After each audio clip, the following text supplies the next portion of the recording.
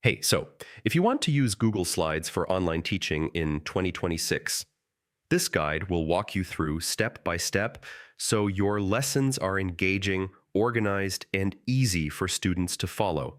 First, open your browser and go to Google Slides. Log in using your Google account email and password. Once inside, you'll see options to start a new presentation or open an existing one. Start by selecting a theme or template.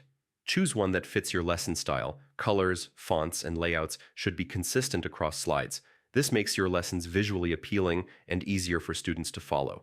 Next, create slides for each topic or section. Use clear headings, concise bullet points, and short sentences.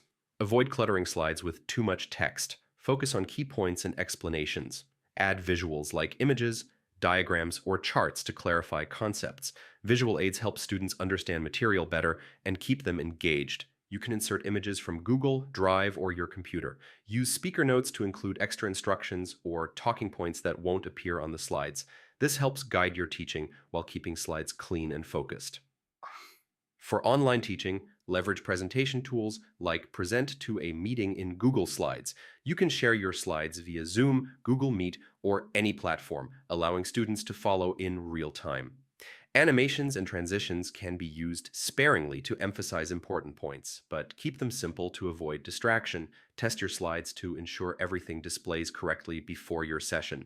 Finally, review your slides for typos, alignment, and clarity. Share your presentation with students using the Share button or download it as a PDF if needed. And that's it. By organizing content, adding visuals, using speaker notes, and sharing slides properly, Google Slides becomes a powerful tool for online teaching.